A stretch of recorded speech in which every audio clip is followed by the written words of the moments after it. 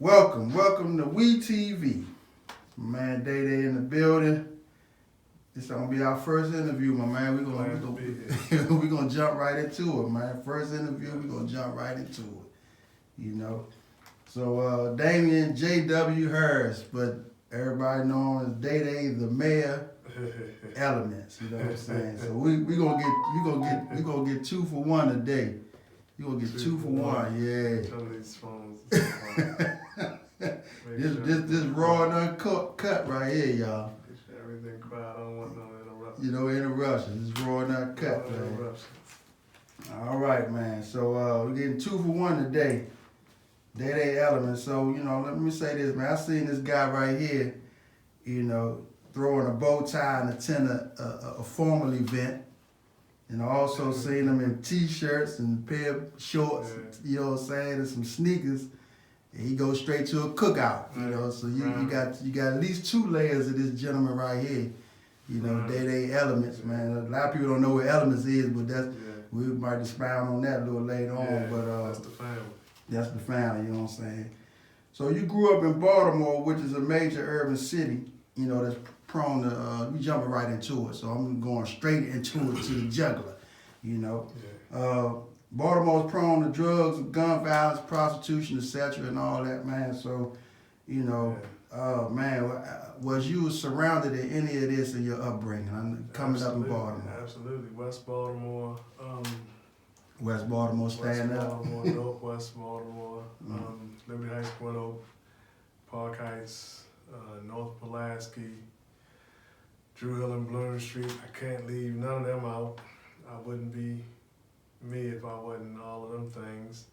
But yeah, my family, my immediate family, my mom and my dad, they was, I kind of say poor. They really didn't have a whole lot of money. My grandparents had good money, but my mom and dad didn't really have a whole lot of money.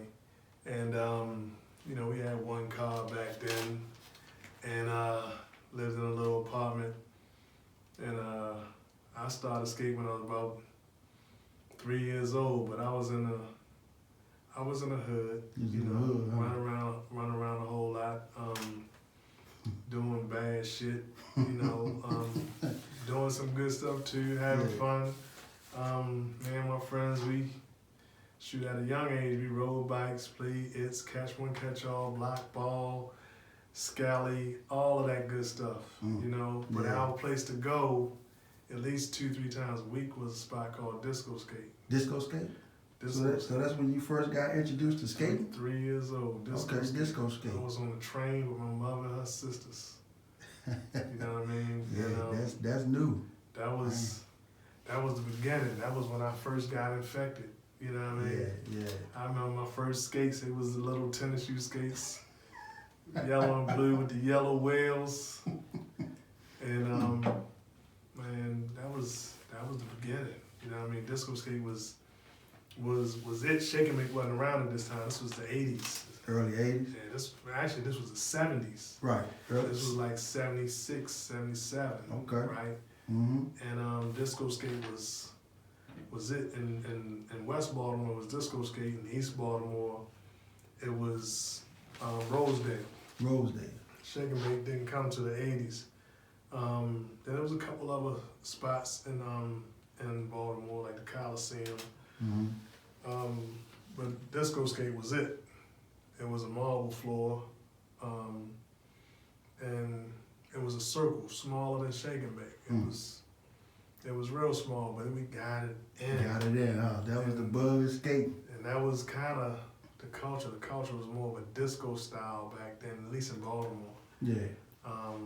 DC was a little different. You know, DC was a treat for us. So if we got to DC, that was rare. Yeah. You know, DC, we get to go to Alexandria. That was a treat. Right. You know, but my mother and my father and my aunt, they used to take me to different rinks in different cities, and you know, we'd be there doing our thing. Yeah, but shoot, with them taking you to those skating rinks back in the day, that kind of kept you off some of the streets, some of the mean streets, you know. Oh man, we call skating today. We call it witness protection. Because it really is a witness protection. It's the place you go to escape all of those other things, right? Yeah. So I want to say by mid-'80s, Disco Skate closed for a couple of years. When it came back, it was a club. Mm-hmm. And that part of Baltimore, we ain't had no skating rink. Shake and Bake came up, and we would go to Shake and Bake here and there. By the mid to late 80s, we was at Painters Mill, which was the biggest rink, one of the biggest rinks on the East Coast. In Baltimore, right. It was like Alexandria, Right. big rinks. They was huge back then. Yeah. And we was in Painters Mill Thursday, Friday, Saturday, Sunday. By now I'm a teenager, but skating again was a reach to get to Painters Mill. It was a task because your parents ain't want to take you all the time. It was way out in the boonies. Yeah. So it was a task. So on them other days we was teenagers doing shit that teenagers do, Being, not to cut you off, but being real and being 100. In those days in the late 80s, was you ever, prone to any of the drugs that early 80s, in the late 70s and the early 80s, it was a system in place for young cats. We couldn't touch the drug scene. Okay. All of the cats that was above us, they would give us money. Yeah, they wouldn't allow you that. Okay, they wouldn't allow us to touch. Them was some true soldiers back then. They was the soldiers. The system was in place. Right. We couldn't touch it until we was 16, 17, 18. Right. Anything before then, we'll just give you the money and you right. You go to the ice cream truck, to the store, play the video games. Yeah, you could hang a little bit in the sub shops and in the stores that was on the strip, but you couldn't be on the strip. You couldn't hustle. But I wasn't exempt. By the time I was 17, I was doing my thing, but I guess some people might call me a slick nigga, and I just wasn't, I'm not a vain person, but I just wasn't gonna be the regular or the average cat. I always wanted to be 2, 3, 4, 5 times, right, 5 levels above what the average cat was gonna do. So it came a time where it was probably about 6, 7 years of my life where I was in the street, and while I was in the street, I was still working. Right. I had a full-time job. I worked for Johns Hopkins. I went to school at Johns Hopkins. Smart guy. I had a part-time job, and I still had a couple soldiers on some streets in West Baltimore and East Baltimore. Yeah. And I still love my folks in the street, but I just wanted something better for them. And I thought, at one point in time, I thought that I could get in the game, show them how to do something different, and then step out of the game. And like most people that get in the game thinking that they can do something different, the game just took advantage of me. I became stuck. The game be the game, too. I became stuck. And by the time I started hearing God talk to me, things was falling apart all around me. And it was around the time when I had my first daughter, I was getting messages, and finally about 95, my second girlfriend, or my next girlfriend, was pregnant with my second daughter. Right. And at that point in time, I was absolutely determined to make sure my children saw what life should look like. Should be about right. As it pertains to a father, as it pertains to a relationship. Right. And there was still times when I got it wrong, of course. But that's in life too. I wanted them to be safe. I wanted them to know that there was a way that life should be done. Right. And in order to do that, you can't just tell them, you got to show them. So by 94, 95, I was getting messages from God that was kind of clear to me that said, son, I got something better for you. This ain't it. This ain't it. I got something better for you. I want you to do greater things, and this ain't it. So that not to cut you off. So was that when skating, you know what I'm saying, really became a exit, or you know what I'm saying, it became a part of your life? But you know. You know what's funny is late 80s, that's when I got in a little bit. I want to say 88, 89. Mm-hmm. I was skating a whole bunch, but it was kind of a tug of war. Do I want to skate, or do I want to go make a couple hours? Yeah. You know, and to be quite honest with you, by the time our generation got in the game, the drug game, we didn't have to be. Right. You know, so I became the person that I hated the most. I hated a cat that was from the county that wanted to come into the city just to have that kind of clout to say that you're a part of this. You know, I'm getting it. I'm banging.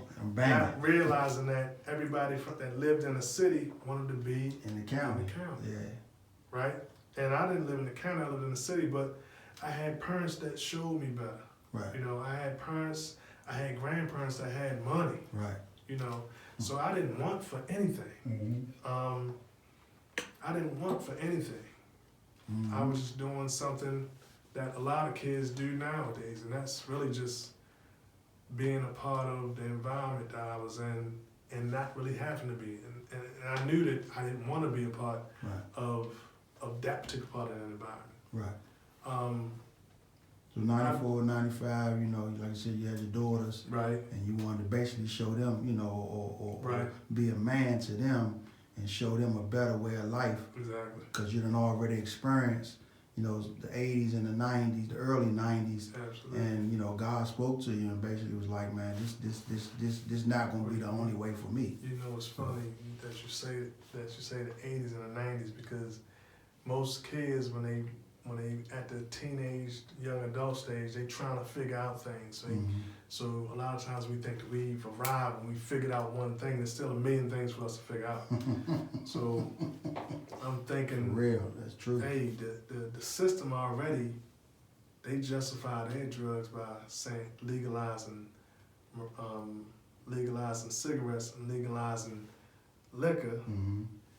But the drugs that we want to sell, they make them illegal. That was my justification. It was wrong. All of it is wrong. You know? so a couple. You rationalize it with yourself. Yeah. So a good friend of mine one day called me, and she was hysterical. She said she was a nurse. Yeah. And she said somebody had jumped out the window and tried to commit suicide. And she said they was high. And at that time, the person, one of the most important people to me, my father, one morning I was coming from East Baltimore. I just picked up my daughter. She was about 2.5. And we riding in the car, we riding around the park. Yeah. And I see his car parked. I said, I think that's Granddaddy. So I pull up to his car, and he got a strange woman in the car. Okay. So I pull off. And I messed up because the woman, it was clear she was a junkie. Wow. Right? Yeah. Now, my father was he had a pretty decent level of, he was not a chief, but he worked for the city. Okay. And he was pretty, he was somebody, like that, high ranking. And I get home, me and my uncle, we lived in my family's house, big house, just me and my uncle. And I said, look, I got to talk to you. And he told me, he said, well, I ain't want to let you know, but your father been getting high for a minute. And that was two of the signs that I needed. Okay. You know, at the time I had a terrible gambling habit. I was going to Atlantic City a lot. I had pawned a lot of my jewelry, my watches. Yeah. And all of that tied in to that game. You know what I mean? Right. So the third sign was actually the person called me, you know, because I could feel the pain in her. Right. And when I thought about this person killing themselves, and then my father using drugs, the person that I thought the highest, it was nobody above him. Most person you respected, your father, in my mind, I said, something I'm putting out there could be the thing that make this person kill themselves, or it could be the thing that make my father OD, or you get what I'm saying? Yeah, yeah. And I had uncles that suffered from terrible drug addiction. Okay. You know, to the point where they was derelict on the street for a while. Right. But nothing touched me like my father. And when I heard that he was using, I had to go to him. Okay. As a man, as a young man. I had to go to him and say, "Is this right?" You know what I mean? Yeah. He was honest with me. Okay. Right? And you needed that. But that right there was it for me. Right. And at that time, I had some money in the street, and I had some money in the house. Yeah. And in my mind, I said, "Yeah, this ain't what I want." Yeah. You know what I mean? I'm And too smart for that. I got too much going for myself. I want something better. Yeah, But I don't just want something better for me. I want something better for my people. Right. I want to be able to pour into people. And I can't pour into people and tear them down At the same time. Yeah, that's deep. And by this time, by 90, 93, 94, we was skating at Orchard for a while. Okay. And again, it was a tug of war, because sometimes I leave away from skating because I just didn't have the time for it. Right. Right. Orchard better known as Towson, right? Towson. Okay, right. yeah, a lot of know Towson. So we was at Orchard and Shake and Bake at the time, right? Mhm. They was our two rinks. And of course, we was coming to Crystals. Okay, yeah, Right. yeah, Crystals, a yeah. little bit of Clinton, a little Yeah. bit of Seabrook. But But the Crystals, main two, Right. definitely the main two is Orchard and Towson. right? Yeah. So, I mean Orchard and the Bay. right. Right. And so I'm again, it's a tug of war for me. Mm-hmm. Because I can't really, and I'm in the club heavy at the time too. So Right. I'm in the club, shoot 4 nights out of the week, every week. Was that the club level? What was that club in It Baltimore? was Odell's. Oh, Odell's, okay. Odell's heavy. Yeah. I mean, Odell's was Sunday night. Like it had some other nights, but Sunday night was everything. Odell's in Baltimore. That's where the term Super Sunday really came from. Right? Ah. And then we brought it and placed it on Shake and Bake when Odell's left, right? Okay. But Odell's was everything. So Odell's was Sunday night. Yeah. You know what I mean? So we might go skating down Shake and Bake on Sunday. And then leave there. Leave there. Go to Go to Odell's. Odell's. Yeah.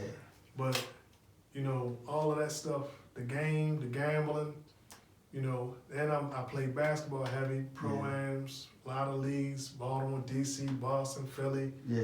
I mean, everywhere, right? Play ball. So it ain't enough time in the day to do all of it, right? Yeah. Then you can't leave out the women. Yeah. That's always gonna be a part of the equation, right? In Yeah. every one of these aspects. So, you know, if you got women, and I said women, not a woman, Yeah. right? If you got women or girls, then shoot, one girl is gonna take up a lot of time. Yeah. If you got 2 or 3, Yeah. then In every aspect, like you said, it's- basketball, right, down at Odell's, Right. the skate ring, whether it's Right. bait or right. orchard. And you ain't gonna have one of them scenarios, one of them locations without the Yeah. counterpart, Yeah, right? So yeah. you're gonna have a woman. So it just wasn't enough time, so one of them had to go. So at that time, the pull for all of them other things was much greater than skating. Mhm. Although I love skating, Right. skating was something that I was passionate about early on. But by the Yeah. time some of our rinks closed out and we used to being away from skating, Right. we got other things filling that gap for a minute. Right. You know, so fast forward to 95, when I said, you know what, some of these things got to go. Mm-hmm. And some of these things is related to the other. So by June of 1995, I said, I'm done with anything wrong. That's real. That's good. At June of 95, Mine made up. I said, I'm done doing wrong in my life. Mm-hmm. At least consciously doing crime Right. and doing things that will cause harm to Your people. my family, right? Yeah. So I made a conscious decision to one, not to sell drugs, Right. not to be a part of it in any way, not to help nobody get connected to it, Right. not to use it, because it was a good portion of the time. We drank, but I smoked weed from probably 88, 88, 89 to about 95. 95 was it for me. 95, I stopped gambling. I haven't gambled one time since 95. Man. When I left the street, I probably had about 14,000 in the street. I had about 69,000 in my house. Right. Dang. And Yeah. I ran around the country to cities I had never even been to. Right. Because I said to myself, I'm going to spend everything I have. Right. I'm going to go broke. And I'm going to start all over from nothing. Right. And the crazy thing that was at the time, me and my uncle, we had an issue that happened in our house, and we kind of fell out over money. Okay. There's always that money, boy. And I'm living. It was kind of beneficial. My grandfather, he was older, so I moved in with him. I could help him out, and he could help me out. Right. And I was young and dumb. Right. Had a couple dollars in my top pocket, so I was a little vain and arrogant. You know, I won't even say a little. Yeah. And me and him fell out, you know, during the time when I said, you know, I'm gonna spend everything. Right. And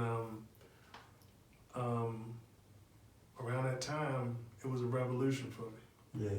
I moved into a little townhouse. I didn't have nothing. I didn't have a bed. I had one TV.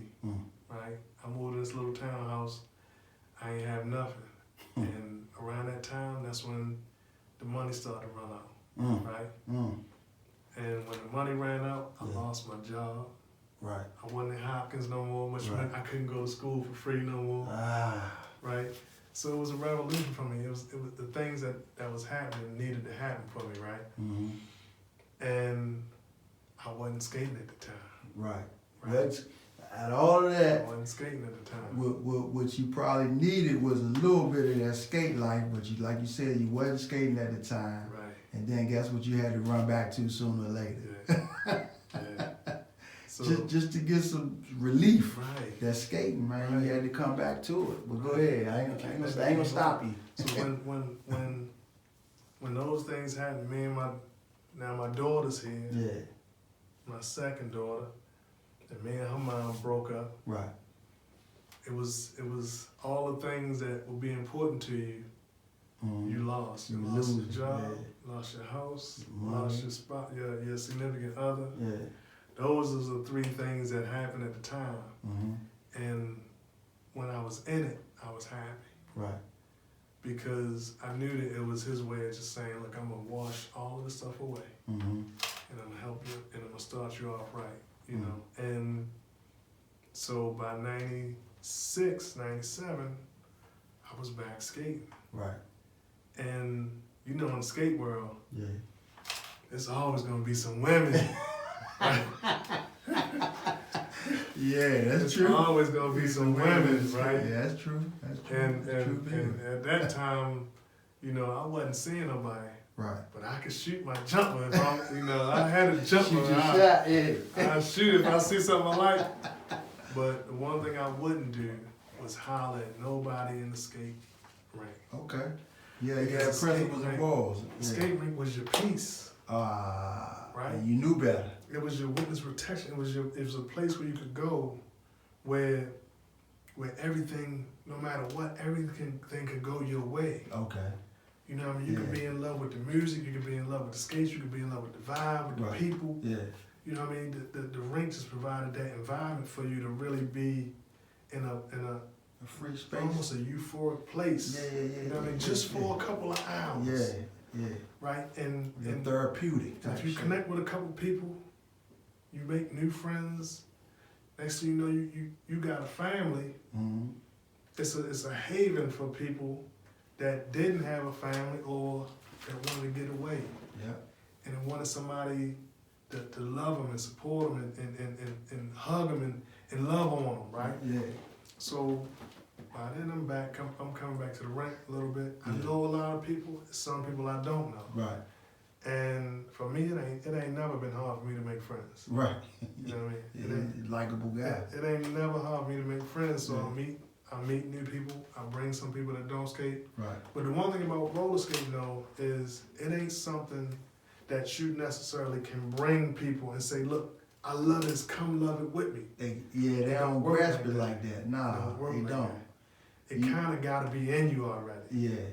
Right? Or introduced somehow from somebody else, and Right. y'all just click and just start. Right. Yeah, but just to impose it on somebody, sometimes Right. they just won't get the It bug. don't work. I don't know. Yeah, I don't know how that goes. Yeah, I couldn't figure it out weed neither. Because a lot of my friends that don't skate, Yeah. they not coming to skate. Still don't skate. And they'll see us on social media Yeah. all the time. Yeah. And they'll see that we having a ball. wonderful time. Yeah, a ball. That it don't make them want to go. It's one bit. So fast forward. We got something special then. Yeah. Absolutely. Yeah, I think it's special. Absolutely. Yeah, yeah. We got something So special. by the time we get to 98, Yeah. I'm in Crystal's happy every Yeah. Thursday night. But by 98, you know, Baltimore and DC for a long time didn't like each other. Yes. You Right. can talk on that a little bit because a lot of people don't know the history of the way Baltimore and Right. DC, like you said, just didn't like each other They- for they- whatever reason. Right. We don't really know what the Right. reason was. Right. It just didn't, you know. But Right. I know it. Yeah, it came. That eventually went away. But go ahead. What you gonna say about that? For some people, it's they're the people that don't know, right? Right. But for a lot of people that didn't know, like a lot of the Baltimore DC beef started in the jail. Okay. You know, but we didn't know it. So by the time, you know, no matter how an infection happens, most people don't know how it happens, right? But when it happens, you know, it becomes something that's hard to get rid of. Right. You know what I mean? So you An think infection. about Yeah. we you know, back then, you know, sometimes when I hear people talk about who the best skaters are and my name never come up in them conversations, right? Yeah. Yeah. But when in the late 90s, Yeah. when it was almost like the golden age for us, the They late were. 90s, early Early 2000s, 2000s. Yeah. that was a golden age for us. You know what I mean? Because the rinks was packed, 700, 800, not parties, but the regular night. Yeah. Thursday night Crystals, Mm-hmm. Wednesday night Shake and Bake, Sunday night Shake and Bake. Clinton had their night Sunday. Saturday nights. Every other Saturday up Towson. Every Something Saturday like up that. Towson. To 2 in the morning. Tuesday up Yeah. Towson, yeah. And it was a golden age, but it was still at a time where, so let me rewind a little bit. Mhm. Early 90s, Baltimore and DC, even in the rink was still kind of Yeah. clashing. There was Yeah. a couple fights that would happen here and there. Yeah. And people would take sides just based on what Where we you was talking from? about. Yeah. The line. Yeah, that line. Where you from? That line. And like you Yeah. said, Where you if you from? take that line away, Yeah, we all together. we all in the same place, Yeah. right? But when I speak on that DC Baltimore beef, right? Man, we used to get in the car or my truck and come down DC, Yeah. and we used to have every intent on showing DC Yeah. we was better than them, right? Yeah. And we, Yeah. me and you, we skating and we Yeah. kind of battling with, you know, with Yeah. our moves and da. And it wasn't no denying Yeah. at least a couple people down in DC. It was a lot of DC niggas that could skate. A Yeah. lot of Baltimore, right? A lot of Baltimore cats that could skate. But it was at least 3 motherfuckers in DC Yeah. that was bang, bang, right? Undeniable, man. And I'm gonna leave a couple people out, but much respect to them, to a lot of people, right? But you, Mm-hmm. Curtis, Mm-hmm. Me, Curtis. Lil Round, Me, Curtis, Lil Ron. they was the 3 for me, Yeah. right? And when we step in Crystals on a Thursday night, we step in that motherfucker like, yeah, we ready to shut this thing down. And by the time we go through doing our moves and y'all do y'all moves, Yeah. I'm like, that nigga bang. Lil Ronald was, Oh, man. Curtis. Oh man. But Curtis is alone. He got to be by himself, Yeah, right? Curtis. He wasn't going, Midnight Rollers was Midnight Rollers. Yeah. Curtis had to be out here by himself because that's just how That's it Curtis. works. That's Curtis. Yeah. But I Bad could go boy. through a list of cats. Rob that passed away, that nigga was. Yeah, Rob was nice. Woo! Yeah. So by the time 98 here, I'm back heavy into skating. Right. And the Baltimore DC thing kind of like this, but we ain't rumbling. Yeah, we ain't what I mean? rumbling. We ain't We rumbling cool, we like that. cordial, but we got a little chip on our shoulder, Yeah. So And what's so funny about that, the chip was on our shoulder until we got to speak or talk to one another. And that's crazy because, like you said, I said, you grew up in a rough city. I grew up in a rough city, you know what I'm saying?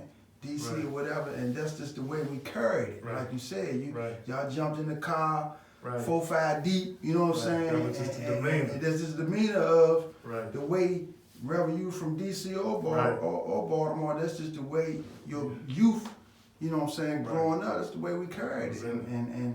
And that's the way it happened. So even though we probably ain't want no trouble for real, right. you know what I'm saying, but like I said, the environment Right. and the system and all that. But nah, we Yeah. came with a little chip, But then we had to come to your town. We had to come up. Oh, yeah. We had to come up y'all Oh, yeah. way. But guess what? Hey. We was coming up y'all way in the late '80s, early '90s, Yeah, y'all way used to come before the up- y'all used to hit 2000s. We Painters used to Mill. come, right? Yeah. But guess how we came? We came with more or less like soft clothes. You know what I'm Mhm. saying? So you might have came with soft clothes, but we ain't had no intentions on doing that. You know? Right. We just wanted to blend in and have a good time. So Right. even though it was an Oh, unspoken, y'all blended in and took out girls. yes, I was about to say, even though it was an unspoken little beef that we had that we never really got in no beef, it was Yeah. more or less like, I'm gonna go out here and talk to these Baltimore girls, and then we laughing on the other end though, right?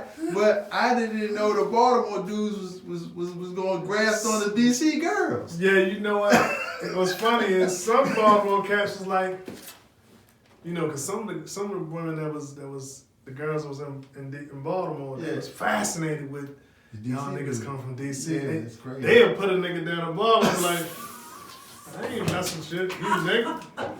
And be blown away by y'all niggas come from DC. I'm talking about Blown gone, away, right? yeah. So, of course, some niggas from Baltimore would be like, Hey, you fuck with that these nigga. niggas up there. So, of course, they was going to have a chip on their shoulder because We fuck with y'all the was girls. getting something that they couldn't get, Ah, that's crazy. But, what's funny is by the time we got into DC, right, Yeah. we was expecting people not to like us, Mm-hmm. but that's not what it was. No, I wasn't like that. You know what I mean? And then Especially by the after that time conversation with each other. we you know could what I'm get saying? it. You know what I Right. mean? It didn't matter who you was or where you was from. Right. You get nice on them skates and they calling your name. Mm. You know what I mean? Mm-hmm. And I can remember going in, like at a point, I probably felt like I was at the top of my skating game Mm-hmm. from maybe 97 till about 2003. Mm-hmm.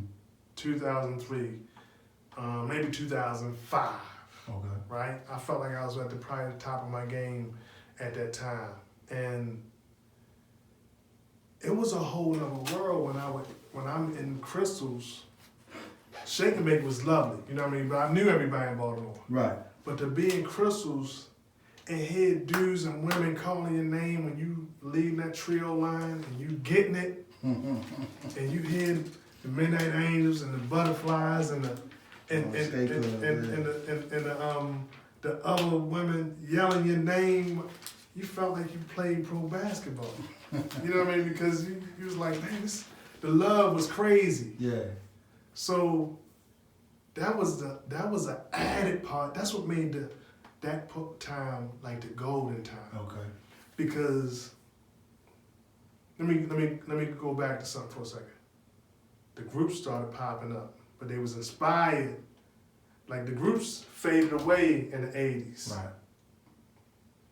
the groups came back, at least in the DMV, and the Midnight Rollers Right. is what inspired the groups, Skate groups. right? Yeah, all the skate groups.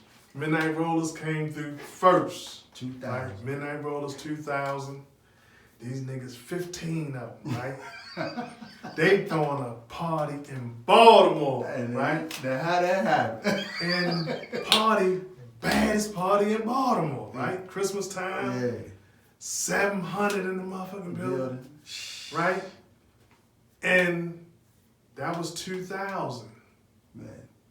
By 2001, that was December 2000. Yeah, you right. That's you By right. 2001, I had 10 cats with me, and I said, we start having these meetings, Yeah.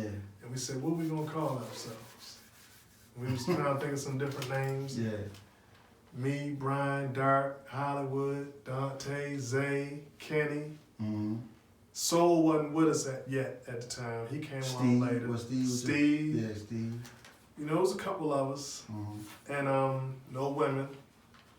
And finally we settled on the name The Elements. Mm-hmm. Kind of like Earth, Wind, and Fire, but more so we call it Elements because we feel like everybody is an element Of that. of Yeah. roller skating, Right. Okay. right? So some people wanted to join what they thought at the time was our group, but we was like, no, it's a family. So Okay. if you're gonna come on, we're gonna do some things. You always said that We're word. gonna to me. do some Yeah, things. yeah. I said, I would even tell Midnight Rollers and Mad Unity, Mm-hmm. y'all part of our family. Family, We yeah. all elements You did. of this little thing That called was roller one of your skating. words you used right? to say. We all, yeah, we family. And the crazy thing is, we would have these meetings planning our first party. And I remember a couple of my guys, I'm gonna let them remain nameless, right? But they was like, yeah, we wanna show them Midnight Rollers what this shit really about. We wanna have a party, we wanna have the biggest party. We wanna do this. But they really just wanted the fame. Yeah. They You came with the. Yeah. They wanted Mm. the, and I'm not saying this with no vanity, but there was a level of fame that came with just being a part of a group at the time because groups started popping up. Right. Some significant groups, Skadelicious, Sweet Wheels, Roller Supremes was a older group, but they was one of the, They got reinvented though, they right? got reinvented. Right. Butterflies, Mm-hmm. Mad Unity, Midnight Angel. Midnight Angels, Mm-hmm. Two-Man Rollers, Rough Rollers, the Dynasty out of Towson. Right. It was a bunch of groups that just, Lady Supremes, Yeah. all inspired by Midnight Rollers, Mhm. right? So we go back to this meeting, and a couple cats say, man, I want to show these Midnight Rollers what it's really like, right? And I'm sitting there, and mind you, again, I don't want to, I'm past the point in my life where I want to beef with or I want to fight with anybody. Right. I'm at a point in my life where I want to inspire people, and I want to inspire love. And how can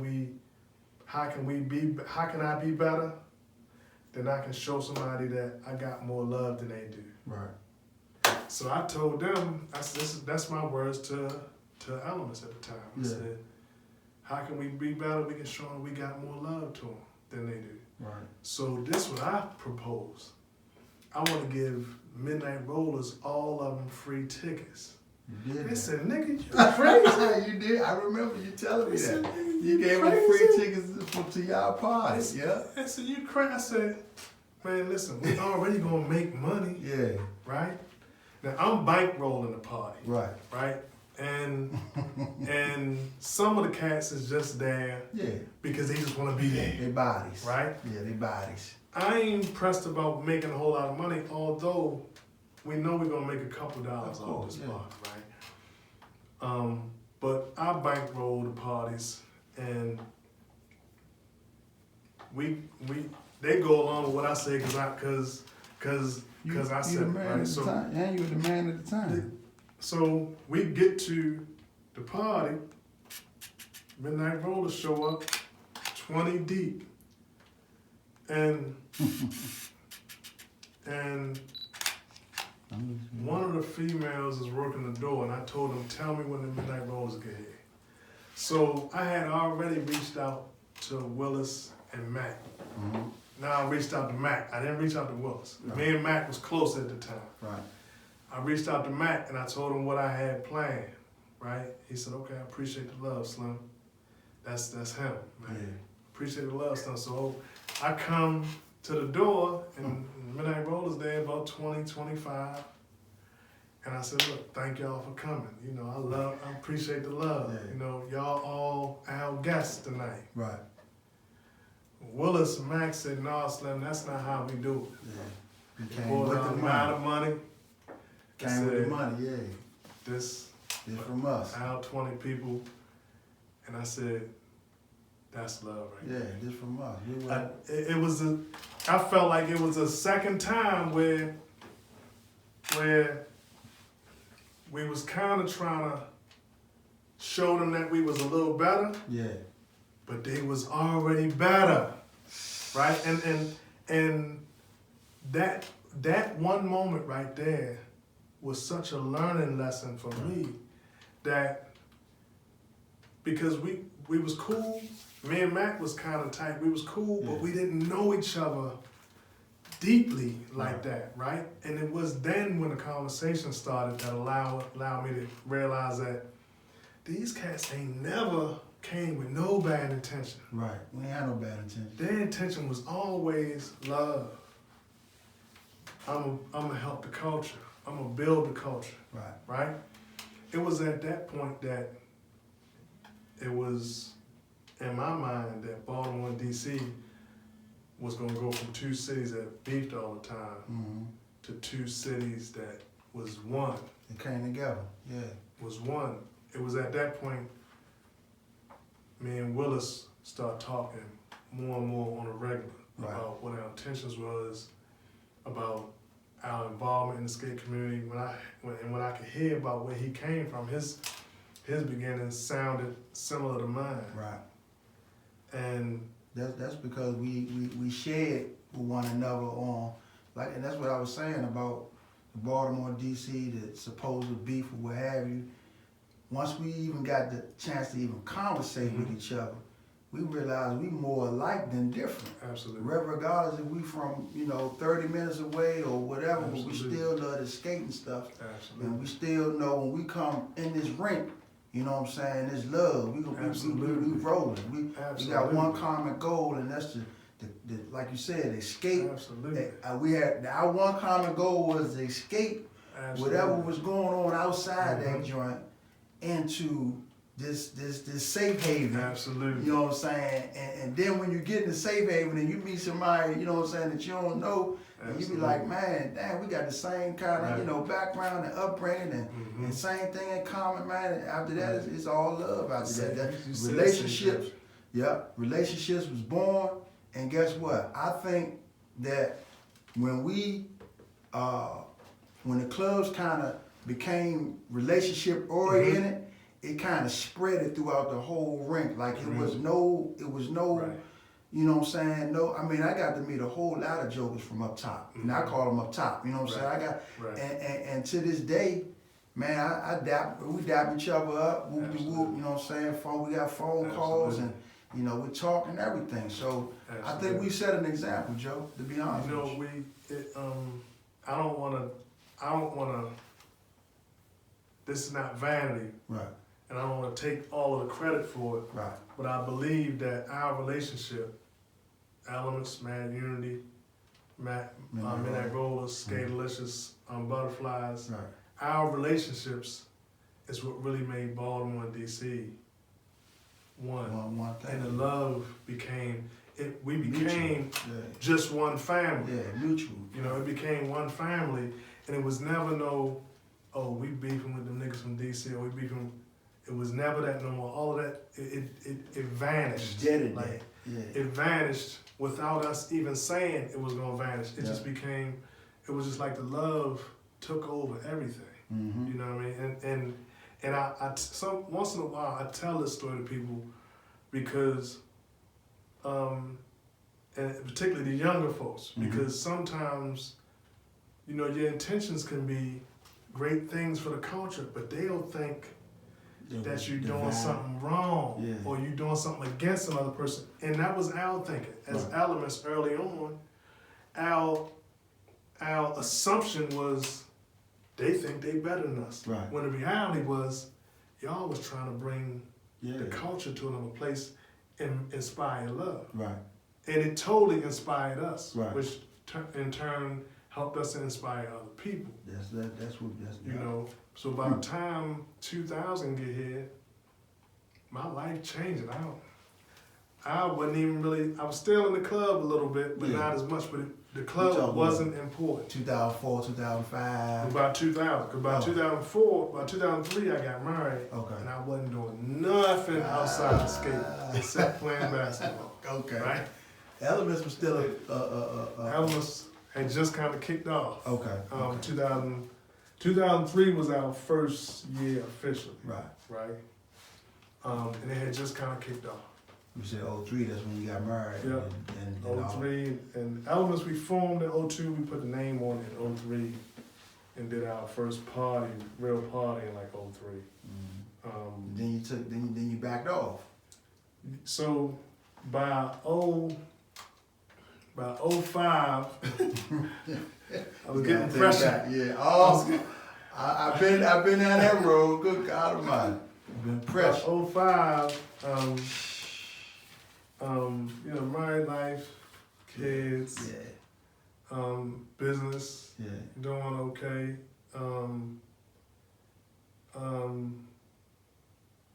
I was getting a little pressure and I had to kind of decide, you know, so, and by 05, we was doing some events. I often tell Melvin this, I was often like Burton and Melvin. I was doing way more than I should have at the time. Right? With the skating or just with skating? family? Okay. With skating. All right.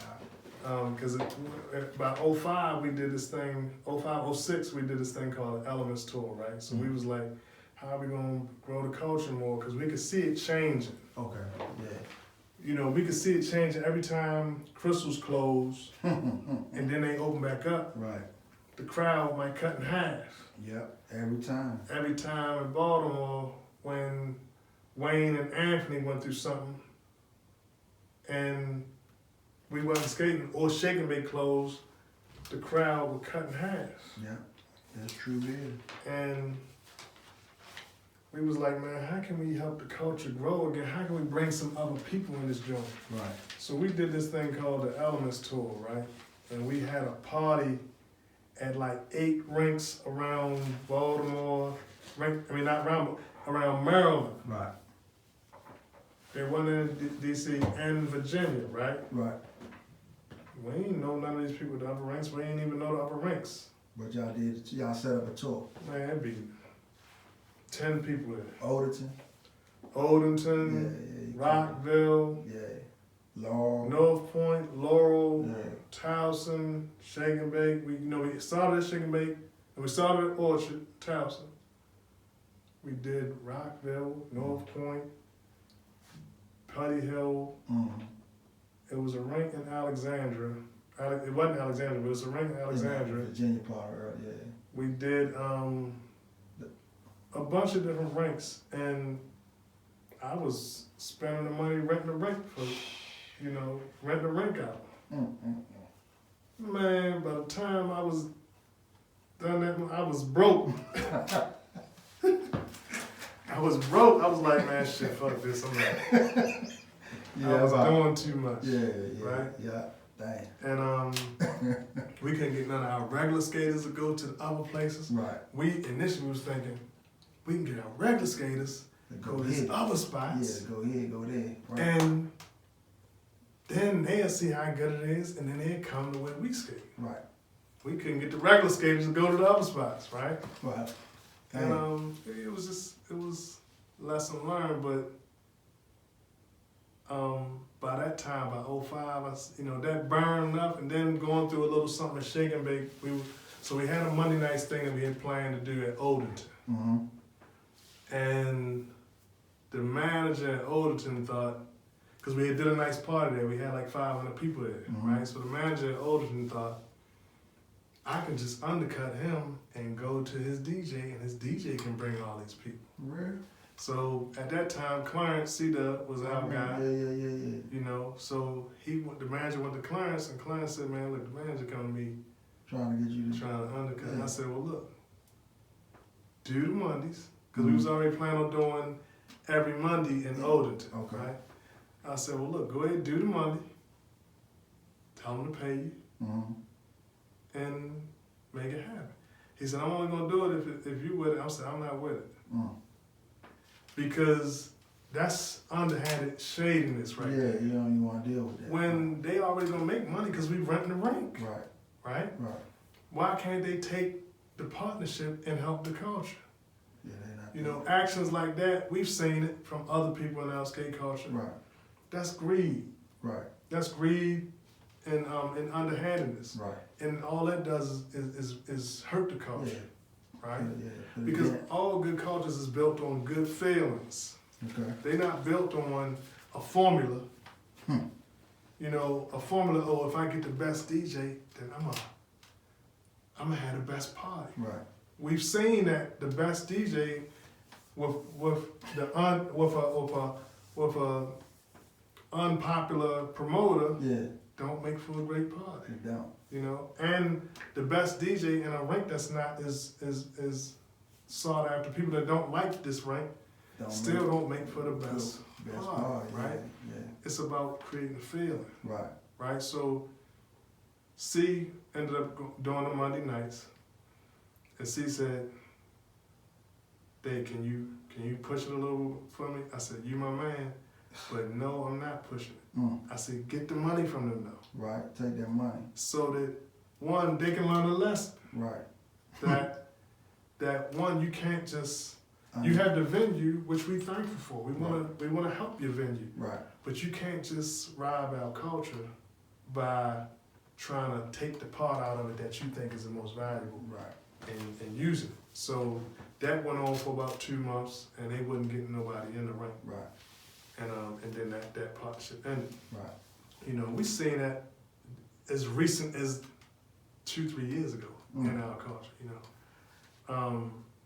And we always speak to it, you know, and folks know sometimes I'm not as vocal as you are. Right. Sometimes I am. But I may not do it on social media. I'll do it in person to the person that I want to talk to. Right. The best results too. And you know, people know if they don't know where I stand, then they don't know me. But if somebody knows me, they know where I stand. It's, you know, when you think about what happened with the Skate Fest recently. Right. You know what I mean? Right. Some people ask me, people that didn't agree with you. Yeah. Call me, man.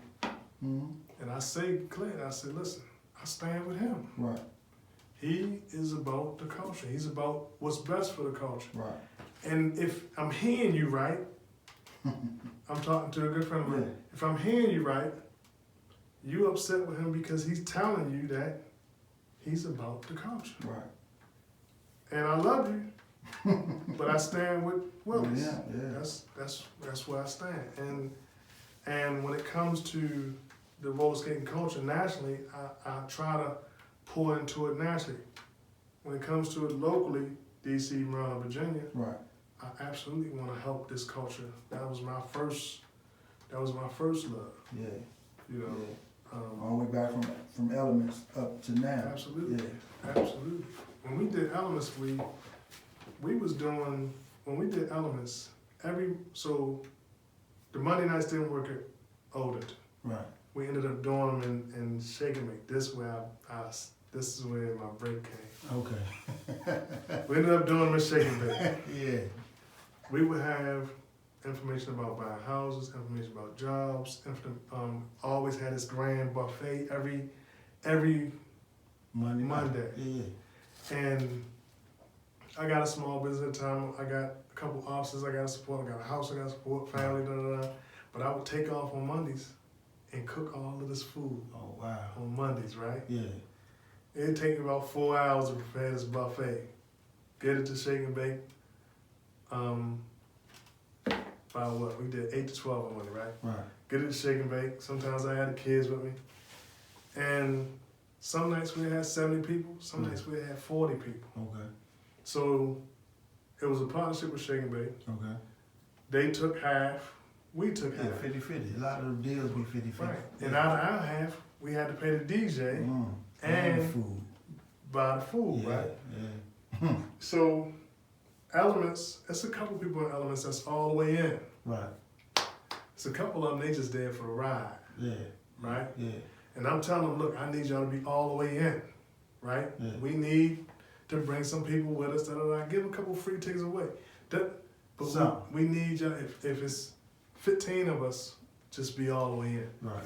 And I don't want all the way in, but you know that. That's And what I know that because in our little, crew, you know what I'm saying, we found out that you got skaters and then you got the core people that's gonna drive the movement, you know what I'm saying? So That's out of your 15, That's right. you might only got three, you know what I'm saying? Right. Out of my 15, we might got 5, Right. you know? So we kind of labeled them when we was having these meetings, hey, we got y'all skaters, okay, then we gonna handle this business portion of it, you know what I'm saying? Y'all can't get mad when we make a decision. That's right. You know? Then so that's how it went. And in our events, I always made it a point to allow somebody else to handle the money. Okay. We do that. Particularly for me, because one, I made money doing my business. So I didn't need money from the right? Yeah. But some people, their minds was a lot smaller than that, right? So of course you would have people whispering, hey, they taking the money.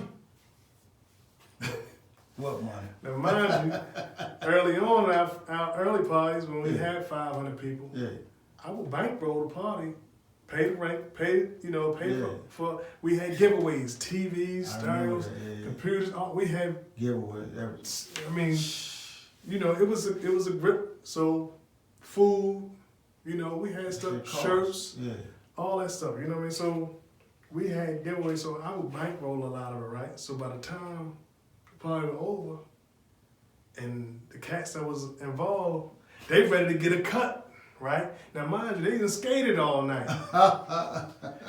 When I'm working, I don't put my skates on, I'm working, right? It's a difference. Right? I'm making sure the event go right, right? They coming at the end of the night, so when the person come out the booth with the money, I said, okay, before we do that, here go my receipts for everything I paid. Of course. I'm gonna take my money first. Yeah, you supposed to all the time. And then we'll split this. Whatever's left. Right? Yeah. So a couple guys in Elements was in their feelings, like, I don't think. And I even heard whisper that somebody said, because one time we didn't have nobody there early. They'd come late. Party start 11 o'clock. They get there 11:15, 11:30. Right. There was only a couple of us get there early because we know that we gotta be there to set up and everything. You got set up. So twice I had my wife working the window. I heard that they thought my wife, they said, I think his wife was stealing money. If anybody know my ex-wife, she's so green. She don't steal. Listen, I'm from the hood, right? Yeah. I can see if you try to be with that, right? But not her, But not that one. She don't steal. You know what I mean? It was times, we talk about this times when money was tight and the light off. Yeah. I'm gonna turn the light on. Yeah. Right? Yeah. And she be like, oh no, let's just find a way to pay it. No, this light gonna come on until we can pay it. Right? I'm with you. So that was her character. She wasn't that definitely wasn't her character. So I would hear little rumblings like that. Yeah. And it got me to the point where I am now, where I say, you know what, like even when we had Snap City, we had events, I don't never touch the money. Right. So hold on, we're gonna Snap City. Now, Can you expound on how you think that phrase or that phrase got coined? Oh man. How did that Snap City phrase get coined? Because I always wanted to know that. Or, though I may know it, I want the people out there to know about Snap City. How did that phrase get coined? Oh man. So, Snap City, you know, of course, snapping is our style of skating in DC, Maryland, Virginia. Right. You know. And for a long time, everybody around the country really didn't like or even respect our style of skating. You know. Yeah. And we went on a mission trying to get people to like it. Yeah. You know what I mean? It started with in 04. Mm-hmm. Rough Rollers came and got you. Yeah. They came and got the right person because they know that if you came and got everybody else, you Right. came and got me. Yeah. We all. We went and got Brenda. Yeah. And you went and got a couple other groups. They knew that they got you. They got me too. Well, Well, once I saw the response from everybody else and how they said we was gonna roll, we went to North Carolina. North Carolina. Right. We had been a couple times before. Right. But not But that as year- not as a We said you not as a said solid unit. we gonna go down there and they gonna have to respect us because we coming deep. Yeah. We put together a couple buses. Yeah. The people came in their cars. We was 300 in that joint. 3+. Right. And Big Bob, my man, love him to death. Yeah. They still didn't really Recognize. Yeah. I'm gonna give them this credit. They still didn't know that was our intentions. Okay. Like we hadn't said to them, hey, man, listen, we coming want down. this. Yeah. We Right? coming down. And We just saying to ourselves, and nobody said to them, Right. hey, give us some love. Right. Thank Give us some of our music, you. right? Yeah. So about 05, and I'm doing them Mondays. Yeah. Something bad happened, Shaking Bake fell out. I said, you know what? 06, I said, I'm done with skating for a little while. I was personally boycotting Shake and Bake. Okay. I wasn't telling nobody else to, Yeah, I think I remember that. Yeah. but I was personally not going to Shake and Bake because I didn't like how Anthony ended our Mondays. Yeah. I'm gonna get the shit Yeah. Snap City. Yeah. I was telling him, do we need to shut it down? Because I know you gotta make money. He said, no, as long as you wanna push it, I'm with you. Yeah. That's what he said. One day we come to Shake and Bake. Mind you, 4 hours every Monday, I gotta cook all this food. I gotta kick out the money because a lot of times we ain't make enough money to. Yeah, to pay for all that. Yeah. We get to Shake and Bake, doors is locked. Mm. So I was angry. He wouldn't answer my phone call. Yeah. So fast forward, I took a break from skating for probably a year. Okay. Then I popped my Achilles and I was out for a little longer. Cause I was Playing still ball. playing ball. Yeah. You know, so I ain't come back to skating until middle of 07 and beginning of 08, Okay. right? Mm-hmm. It's a new breed on the scene. New breed. Good God. But Dream Team, which was a collection of Elements, Midnight Rollers, Yeah. Mad Unity, Rough Rollers. It was a collection of 62 millimeters. 62. Yeah. It was a lot of them. and they was going across the country, Yeah. putting a stamp on Yeah. cities, and people was loving them, Yeah. right? Yeah. I'm They talking love about them personally too. loving them. Not only their ability to skate, but just their personality and Yes. the way they was, fraternizing with everybody. Yes, They loved them as, good guys. yes, you they know, loved so, them, yeah, right? Yeah. Them kids was hitting cities and Skate-alicious, Yeah. Yeah. right? Dream Team could skate though. Mhm. Remember they had a collection of some of the best skaters out of our groups, Mhm. right? Mm-hmm. I won't say the best, But out of some our of the groups, best. right? Some They of the had best. some of the best. Yeah. So,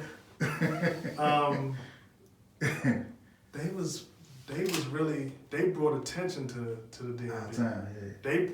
They the ones who, them and Skate-alicious was really responsible for bringing attention because Master Roller was running around the country too, Okay. right? Yeah.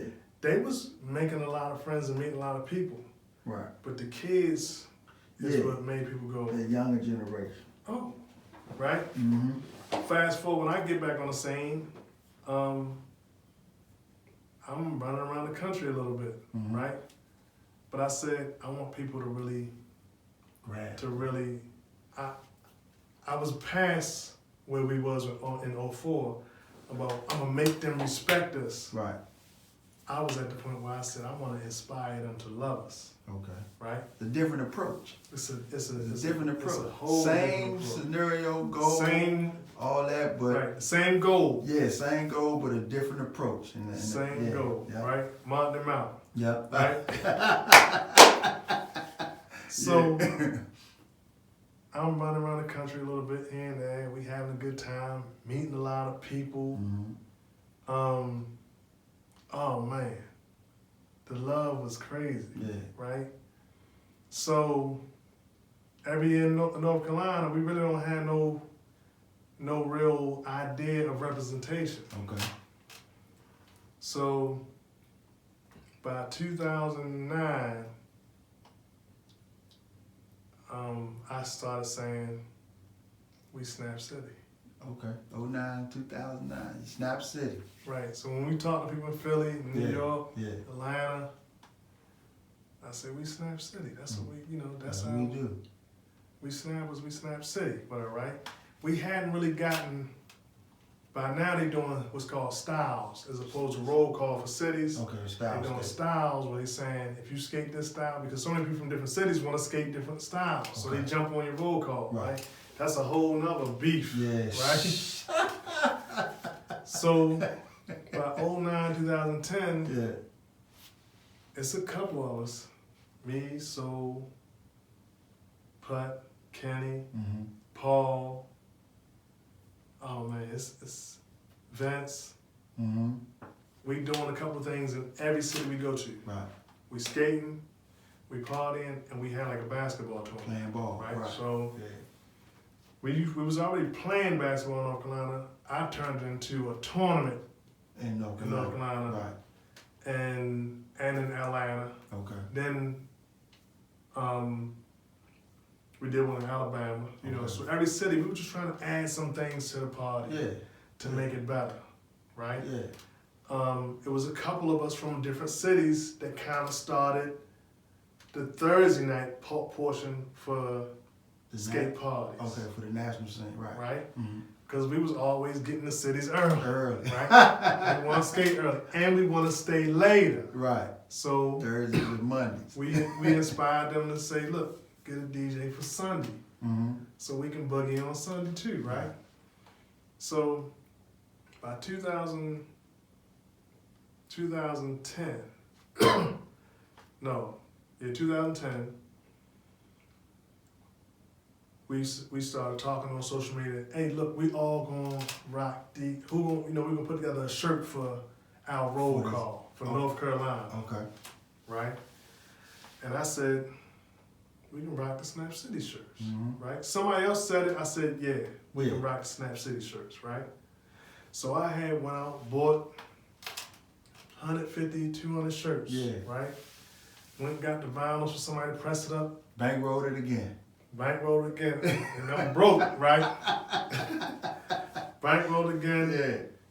Didn't even get it done right because I took it to a company in North Carolina I thought could get it done. Right away, like, yeah. And the snap was about this small on the shirt. You could hardly even see it, right? Everybody was mad at me. Antonio Smooth. I remember Smooth. Smooth say, you always fucking shit up, right? Nah, I said, Smooth, what else you want what me I'm to gonna do, Yeah, Sean? yeah. So that was 2010, 2011. Mm-hmm. I remember 2010.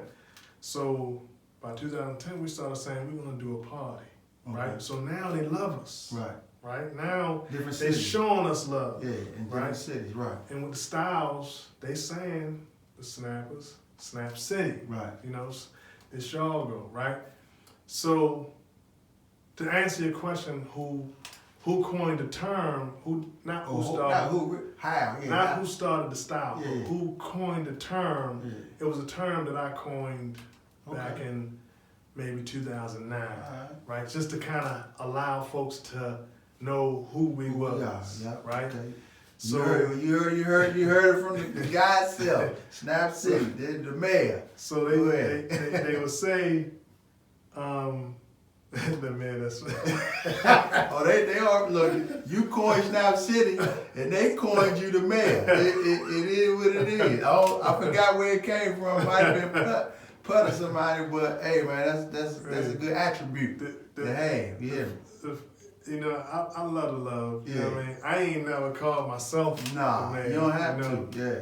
But I love the love. You know what I Yeah. mean? And I try to give it, you know, as much as I receive it. Right. But by the time 2010 came, we said, you know, let's start planning a party. Mm-hmm. You know what I mean? Because I think we're It's ready. well overdue. Yeah, it's You know, overdue. I think they might be ready for us to come, for them to Yeah. come. You know, so some people say, well, what is Snap City? You got some people in DC Mm-hmm. that I heard, right? That they got their TV show Huh? that said, yeah, Snap, they didn't that Snap City thing, that's a Baltimore thing. Ah, no. And I didn't even respond to it. Of course not. Yeah, Because it's silliness. people that asked when we talked about it, Yeah. Snap City isn't a group or even a movement. It's a place. Snap City is DC, Maryland, Virginia, Right. right? Because that's our style of snapping. That's what we do. Where snapping came from, a lot of us that go deeper into it Mm-hmm. know there's a few people that really created the style. One was your father. He's him and JB is thought of as the main two people Right. that created that style. Right. But particularly Big Willis, your father. Okay. And not to take nothing from JB, Yeah. JB as well, right? But those two people, if people know the history of the culture, are the ones who we understand who started it. Now the people who taught me, some of the people who I think is probably, in my mind, is probably the greatest skater that I ever seen was Stan. I know you're gonna say Stan. Yeah. Right? And he was probably the greatest skater. Smooth. But when I would talk to Stan, I would ask him, who taught you and who really Inspired. changed this style? Because back in the disco scene, we was faster, kind of like, almost like Detroit and New York, Okay. right? Yeah. At least in Baltimore. But whenever I would talk to Stan and people a little older than me, Brenda, Yeah. and I asked them who was, in their mind, who was the best, it was Willis, Big Willis, Mm-hmm. JB. Mm-hmm. Cool. They was the two, right? Mm-hmm. And it was guys on Roll Supremes that were like, I taught Stan. It might be. But I taught Paul some stuff. Right. You know what I mean? Right. Paul, Brenda is responsible for teaching Paul. Yeah. But I taught Paul a lot of stuff. Right. I taught Kenny a lot of stuff, right? They skated with you, right? And they became better than what I was. You know what I mean? Paul taught Swizzy. Yeah. Right. And without any disrespect, I love you, Paul, but Swizzy a whole nother level than a lot of these cats, right? Like like that kid is, in my mind, Yeah. will go down in history as one of the best, greatest the ever, best. right? He's Right? It's, and I've seen some kids around the country that's nice. Mm-hmm. That boy Brandon, New Jersey, he's Yeah, special, He's nice. right? T-Stacks. T-Stacks, Good God, that nigga they nice. special, right? They in the rink every day, all day though. Oh, I ain't know that. They in the rink Every day. every day, All day. all day. Yeah. But when you talk about that boy Swizzy, Yeah. but going back to, you know, the origin of the culture, some people, you know, it can all, if we don't talk about what our intentions are, and I feel like I did Snap City a disjustice in not defending when people, because some people will say, we talked about this before, you might have an intention to do something good and somebody else will put a bad narrative on it. Right. So some people might say Snap City is the young folks, Right. It's not for young folks. Right. Snap City is, we did the event so that the people outside of Yeah. DC, Maryland, Virginia Right. could come see how we roll, but also so that they can come see how we roll any day. Yeah. They can come on a Sunday or a Thursday. Right. But that event was created to be To show them love. to show them the love. Yeah, to That's show it. 'em the love. Come here, let us love on you. Right. Let us show you a good time. Right. So that when you come here, you can say, so when you're not here, you can say, I want to be there. Right. Wherever they are, Yeah. I want to be. that's where I want to be. I think about Alabama, right? Mm-hmm. When I wasn't skating, Dream Team was hitting a couple cities. I seen this video of Kenny at Alabama, right? Yeah. And the boy bodyguard was dressed like Martin, the security guard, right? Yeah. Yeah. They was doing that the karaoke. Okay. Man, it was on one of them social media. It wasn't Facebook yet. It Right. might have been MySpace or Nikki's Oh, Style yeah, Skaters. Style Club, Skater, right? the network. Man, the video was an hour and some change long. Oh yeah. I watched the whole. Oh. I was in the middle of working at a Yeah. client, and I said, clicked on it. Man, I was in tears, laughing. I saw how good of a time they was having. Yeah. Next year, I was in Alabama. Yeah. Right. That's how I go too. The hospitality and love. I love Bob to death. Yeah. He wasn't my favorite DJ. Of course. You know, cause his style of play was more something. I like Bob. I like Yeah, the way we he like- DJ. But his style of music was more of a up tempo. And he kept And it there. as much as I like up tempo, Yeah. I don't want to hear it all night. Oh no, he kept it there. Right. Yeah, that's what I say. I want to hear mix, Right. A mixture. and I want to hear a slower tempo. Right? A mixture. Bob was the guy. let me For let Alabama. me give a quick shout out to him too. Big ups to you, Big Bob. You started most of these national parties. Yeah. That whether you on them or not, You started. you started them, Right. big fella. Hats off to you, right? Right. But Bob was the DJ Friday and Saturday Mm-hmm. at Alabama, Mhm. right? So the music was okay, but I was was there, in right. love with the hospitality. hospitality. Yeah. You know, because when you got there, they ain't know you, they love on you, hug on you, they fed you, At the door. Yeah. right?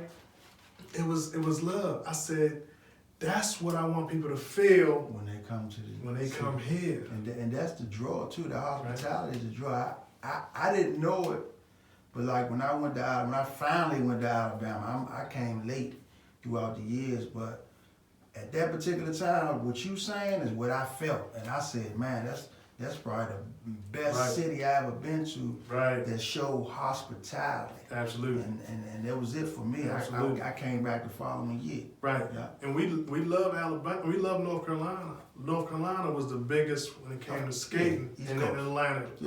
Yeah. East Coast. But the hospitality hadn't got there yet. Yeah.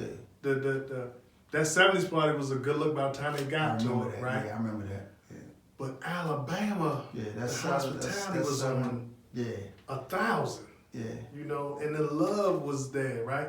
The hotel wasn't even good, right? Nah, But the You ain't love care. made you overlook all all of that. You ain't care. Every year, Friday night, Saturday night, the music would go out. Bob would blow the amps or something, right? Yeah. The music out for half hour. Yeah, It might go out another night. yeah, But we didn't care yeah. because we liked the vibe, Right. right? So when I fast forward to Snap City, by the time we got to Snap City, we got meet and greet on, we got a mix and mingle on Thursday, Yeah, and we want to just welcome some early people. Friday we got the meet and greet. Then we got skating. Saturday we got a basketball tournament. right. Saturday we got a day party, And then, skating. Then Sunday right. we got the cookout, the send off, right? I'll send off cookout. Okay. The skate part, skating gonna be what it is. Yeah, yeah. You know what I mean? Yeah, So you have some folks with you that would say, I would hear little whispers here and there, and I always been of the idea that I would never respond to negative stuff. Okay. I just want to inspire positive stuff, Right. right? So I would hear some of the negatives, and then, you know, you got a lot of people saying, this is supposed to be Snap City, but we playing all different kinds of music. Right. And you hear that. And I would say, yeah, we want to have a focus on our kind of music, but we got to give other people their music Yeah. so that we can show them the love. Right. Because they can come on a Sunday night hear Norman anytime, Right. right? Right. They can come on a Thursday and hear, you know, or Sunday back when KW was here. Right. They can come anytime. I said, and Well, why imagine they hear that? how we felt when we first went to North Carolina together. Mm. We went in those numbers because we couldn't hear none of our music. Right. If we bring them here and they don't hear none of their music, Right. it's the same Imagine how they thing. gonna feel. Right. Right. So we just, you know, that party was built to really bring people here from other places, show them our love and our hospitality. Mm-hmm. And we, of course, we got a lot of room to get better. You know, Right. we got a lot of room to So get better. we year y'all in now, right? Snap City. This is 8. The 8th year. This is the 8th The year. 8th year, yeah. This is y'all- the 8th year. This is the 8th year. It's been a good Why ride. don't you give a shout out to some of your crew to help you Oh, get man, put this- on to this you Snap know- City? You got a crew with you. Yeah, the I want to give honorable mention to the people who kind of started the vibe Okay. that don't really participate in really throwing the event, Okay. but like Putt, one of the people, All right. Keon, Keon. I got Kenny, you. Yeah. Paul's there. He DJs every part. year, Yeah, he played a right? big part, right. Clarence, Mm-hmm. Vince, Mm-hmm. that really ran around with us. I gotta say, Lil Man, JP, Mm-hmm. Brian living it up. Yeah. He was, Brian. Yeah. if I could stop for a second, Yeah, stop. when you look at Brian's style, because he was with, what was He was What was, All Star. All Star. Yeah, we keep forgetting about When the you All-Star. look at their style of snapping, Yeah. they wasn't what we would conventionally call snapping, Right. right? The They was energy. more fast and energy, The energy wise. right? But dog, when Brian hit the scene, Mm-hmm. oh my goodness. A lot of like the up north skaters, they like that energy, Mhm. right? They love that thing. I They mean, love it. they fell in love with him. Like a lot of people, it was just different people in our culture that captured a lot of attention and made people Like, yeah. love our particular area. Okay. He was one of them. Brian, I got you. He was one of them. I gotta take my hat off to him. He was, that was my man. You know, he hit cities and And living it up. Like I said, living it up. he was living it up. Living it up, Brian, So let me get, so the team, it's a lot of them. yeah. And some of them fall in and fall out. I can't forget Godson.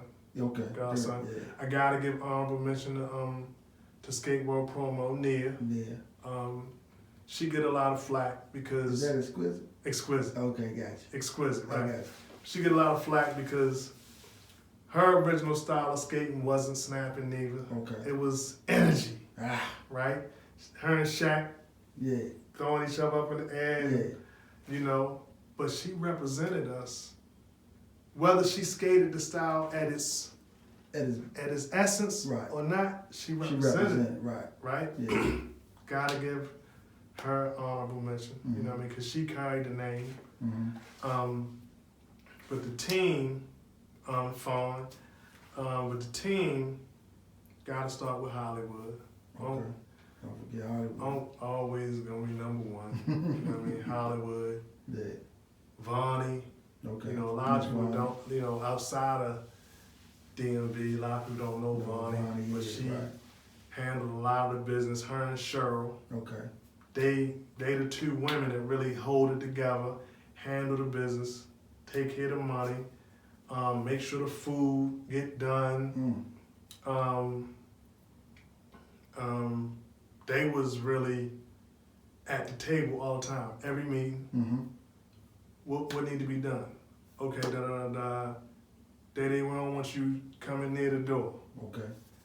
Okay, I don't need Stay away from the door. because if you come to the door, Yeah. you will let everybody in for free. Yeah. Right? We don't want that. We don't We want don't need we that. don't need you Anyway, in the door, yeah. right? Gotta give big props to the DJs who always put in extra work. Ashley, she go above and beyond, Always. you know, Yeah. above and beyond. KW, Mm-hmm. Soul, Paul, every year. And I don't even want to break some of the news to y'all, but I'll let him break it to y'all. But What? Paul really don't. He told me he been saying it for a couple of years. Yeah.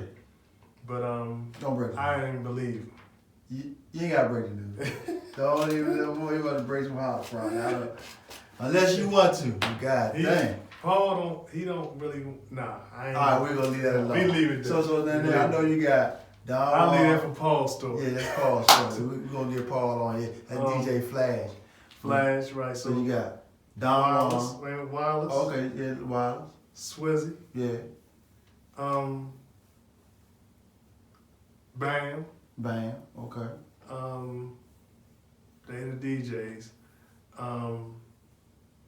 Out of town DJs, gotta get them some love. Of course. We always have one out of town and one home team on every night. Every night. Up until 2 years ago, and then we did local for 2 years. Okay. Right? Both nights or just that one? Every night. Okay. For the last 2 years, it was all local. Yeah, and we still was able to. Right? Still was able It was a to good vibe. give everybody in Good town or taste. out of town exactly what they Good want. taste. Yeah. Austin always been great. He's probably one of the best DJs, and he more than a DJ, Yeah. which is where a lot of cats gotta get to. Right. He more than a DJ. He's a host, an MC. Mm. You know, Wayne, Mm-hmm. Narcissistic, Mm-hmm. Wild Child, Joe Bowen, jamming. This like home for him. Yeah, Shorty I see you got a you know, jamming way of coming. It's his party coming up. He's home, Yeah. right? Some of the other parts of the team. Troy, of course. Troy, of course. Troy boy. Troy. Don Juan. Fred. G-Sport. G-Sport. Right, okay. VA, Richmond. Mm-hmm. Fred was significant for us, right? Still is, right? Right. Yeah. Right. Absolutely. Right. Fred came to me one year when we had the little snap on the shirts. The little Yeah. okay. He inboxed me.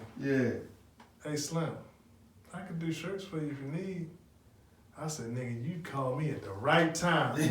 Dial this number right now, right? Yeah. So he called me, we rapped, because that's his business, you know. He do custom shirts. And the next go round, we hit North Carolina. My man had 300 shirts for us.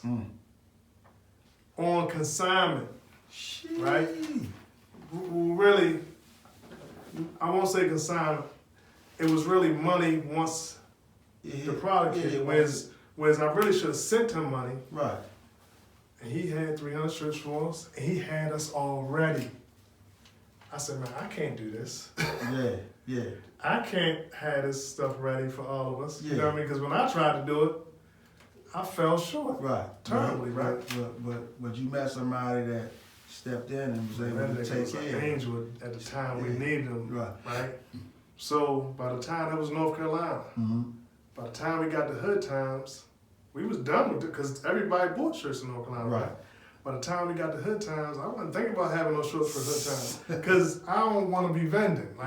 Like down, I ain't no retailer. Okay. Right? I like coming up with a concept and a design, but Yeah. I don't want to be sitting Yeah. behind a table selling shirts, right? Right. So by the time we got to Hood Times, that nigga had a box of 100 more shirts. Okay. Like this, hey homeboy. Damn. And I said, oh dog, you should have told me. I would have. Yeah, send you the money. He said, give it to me later. Ah. Right? That's you built a relationship, So, friendship right there. The dude was, and then he started hitting cities with us, right? Okay. We hit it off from the break, and we on the phone every day. Hey, Yeah. what y'all doing up there? I'm coming up. Yeah. Hey, won't you come out here for this? Or hey, I'm ready to shoot up. You going to Jersey tonight? Yeah, I'm going to Jersey. Yeah. I'm ready to come up and jump in the car with you. I said, Nice. okay. So, We drive up, and for jump you in the doing, car we was in different cities together all the time, right? Man. So there's my man now, and he the one who really provided all of Yeah, the shirts. yeah. I come up with a design, send it to him, say, hey, Can you work with this? Yeah. can you make that work? Give me a number on it, da da da. Right. And then I start turning them on to different people, saying, look, he can do your shirts, you know, da da da. Right. But he was significant because one, the dude was, he was new to the skate scene, but like a lot of us in the skate culture, he was looking for a family to be a part of. Oh. You know what I mean? Yeah. He, you know, this witness protection, he give us a way out. It works out for a lot of us. If you sit him down and talk to him, he wasn't exempt from the game neither. Okay. You know, he did his time. Yeah. You know, and stuff like that. And when he came home, that's when he got with this. Okay. Right? And when he got skating. Skating was witness protection for a lot of cats. Man, I gotta get G Sport up here. G Sport free. It's a safe haven. It's a place we can go where we don't have to worry about nothing out there. Like when we go to club, Yeah. Oh, you gotta worry about somebody we outside. got to have that. Yeah. We got the shoe. We got to have some nice kicks. Oh yeah, you talking about like that? The clothes got to be. Yeah. We got to be buttoned up. Yeah. You know what I mean? Whether it be in an iceberg or a Gucci tee that's $300. You know what I mean? Yeah. And skating, don't nobody care about what you got on. They don't care about your clothes. And if you came too fly, Yeah. motherfuckers look at you like, You ain't no skater. if you ain't wearing midnight rollers or Mad Unity or Skaterlicious, Yeah. we don't care about that, Right. right? Yeah. That's what was so lovely about skating, Mm-hmm. because you got to go to a place that you like to be, and ain't nobody judge you about what you had on. Right. They ain't judge you about what you did outside. Mm. They don't care what car you got outside. Right. They don't care what jewelry you got on. Right. They just care about what's inside. Yeah. That camaraderie kind of love, family love, and unapologetic love, and Right. yeah, just That's and the why I call friendship it though. witness protection. And I like that. I never thought of it like that, but I like that. But I like, you know what I'm saying, the way how friendships be born in the skate community. You know what I'm saying? And when you talking, when you met Fred or how you met Fred, you know what I'm saying, to this day, you know, y'all hit cities together. So that's just how, you know, when you give off what you're giving off with Snap City, look what's come back to you. You know what I'm saying? And I myself, if I wanted to, you know, instill something into the youth that's gonna come behind us, that generation of skaters that's gonna come behind us, you know what I'm saying? Give off the same energy and love that you and I may give off, right? And then what's gonna come about that is gonna be relationships. Absolutely. And then that's how you build. Absolutely. That's my advice. That's my advice to them. You know what I'm saying? Do you have any advice that you would probably give some of the, you know, the youth or the generation that's coming behind? You know, absolutely. I didn't. You know, I particularly think about somebody on our team, which I didn't get a chance to mention them because she's special. But we both got this young lady we call our niece, and her name is Lala. Okay. She's special. She cut into us about 7 years ago. And she jumped in like, oh, look, I want people to see our city in a different light. Right. I want to help you Help with you what do we're whatever doing, it takes, right? yeah. And her and I have conversations daily, right? And she truly my niece, right? And sometimes she might think this way. And I'm And a thought. idea Yeah, about thought, certain yeah. things. But what I'll share with her is how I feel and how I felt when I was her age, Mm-hmm. and how I feel now in Mhm. my experience in between. That allows her to say, okay, You know I what? didn't think about it that Yeah, way. you know what? Right. I didn't think about it that way. And so when I talk to her, I speak to her about inspiration. That's the only word that I really can think about whenever I think about anything. I Right. want to inspire. Mm-hmm. Excuse me. And when I think about telling them something, going back to what you were saying Right. about how if I gave them any advice, I always talk to them. I say, listen, forget about styles for a minute, Mm-hmm. right? I want people to remember our style. I want people to love our style. But when you look at our style, Mhm. right? And I always say best is really just an opinion. But when we talk about who's best, and we think about when we was out there, right? Mm-hmm. I was telling this to James, Angie boyfriend, Yeah, okay, Right. yeah. my Yeah. man, day one, Yeah, right? yeah. I was telling him, Wayne, Yeah. I said, when you think about when we in the golden age, Yeah. he really wasn't skating a lot with us during the golden age. He was Right. skating before then, Yeah, he was. right? Yeah. And he didn't hit Baltimore a lot. He was kind of around Alexandria, That's da, it. da, da. Yeah. And I said, when you think back to a time with the Rolling Skulls Mhm. and like some of those groups, right? How many cats was really, really nice, Mm. right? And I said, Wayne, it was probably, if a group had 30 people, it was Yeah. probably 5 That was that nice. that was bad, right? Yeah. I said, everybody else was just skaters. Right. Trying to get to where the 5 was, right? So when I look at Midnight Rollers, Mm-hmm. it was y'all had a team. Yeah, the strong. Right? Yeah. But when I look at the top Yeah. 5 Yeah. that could boogie, you, Ronald, Curtis, Hector, Rob, I'm talking about Little Mike. Lil Mike, Yeah. right? Yeah. Vance, Vance, yeah. right? That was the top. Right. And that's just my opinion, Right. right? No disrespect to nobody else. Yeah. That was the top, Right. right? Everybody, when I look at elements, Mhm. right? It was me, Steve, Brian, Dirk, Zay, Zay. Got to give a shout out to Zay. right? Yeah. Zay, bad nigga, Yeah. agile like you, Yeah, right? yeah, like we was. But that was the top. We still had a whole bunch of other cats Yeah. that It were was just all right. Yeah, skaters. it was just all right? right. Yeah. So I say all that to say that a lot of times when you see people out here doing a style wrong, we get mad at them talking about and say they not doing it right, they representing us wrong. Right. And I would say to them, I'm just glad that they doing Doing it. it. And you know what? I'm with you on that. That's where I'm at with it. Because a lot of people ain't want to see our style. Oh, a I long know. time Like, ago. see, you and I know where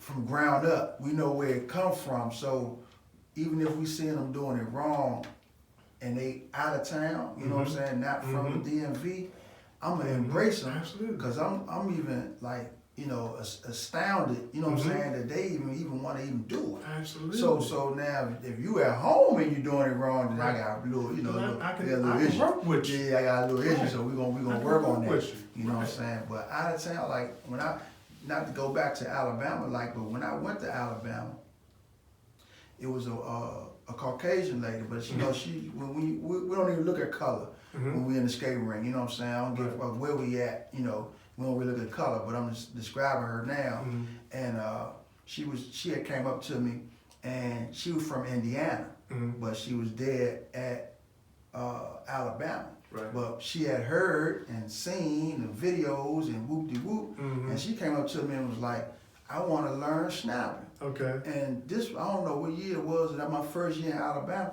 Man, do you know how ecstatic I was and the smile to see that somebody that's not even our same color skin, that's like, can't, you know, like they really wanted to learn. I said, are you for real? And you probably didn't even realize how my name get out here. Yeah. And My name beat me out here. Out there. And I think somebody might have pointed me out too, you know what I mean? But, he from such and such. And, Absolutely. And, I haven't seen her since because she probably don't even come on the East Coast. Mm-hmm.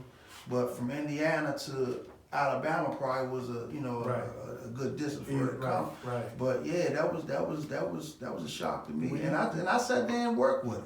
You know what I'm saying? I worked with her. I tell people all the time, you know, some people, I tell Lala this, right? Mhm. She's one of the most important people when it comes to our event and our culture, right? Okay. I tell people this all the time. You're going to have negative people in everything you do, right? Everything you do. So you're going to have things, you always going to have an introduction of something, a brand, a Mhm. product, a style, Mm-hmm. and you're always going to have somebody that walk around the room and find a negative part in it. Negative right? portion, yeah. Don't let them be the ones who tell a story or be the only ones who tell a story, Right. right? So you'll have people saying something about people snapping, Mm-hmm. you know. Paul Antonio. I remember Paul Antonio. Paul Antonio was one of the first guys doing YouTube videos with skating, right? I didn't know that, yeah. One of the first guys, heavy, Nice. MySpace, Yeah. right? He loves snapping. Yeah. Right? Dream Team was in Atlanta in 05. Mm-hmm. Paul fell in love with snapping, Okay. right? And he loves snapping. Now he'll do it, right? But we don't consider it what he doing snapping. We He just snapped. doing what he think is Yeah. the style, Right. right?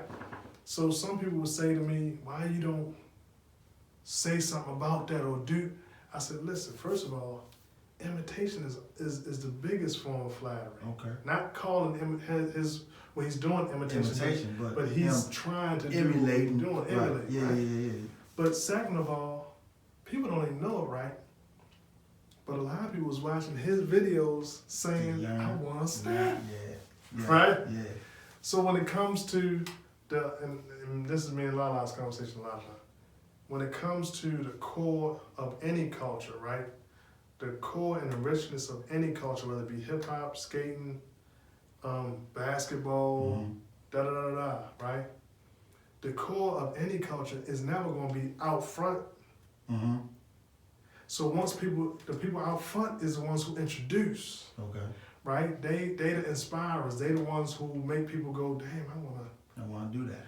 Yeah. And once they get inside, they can find their way to the core.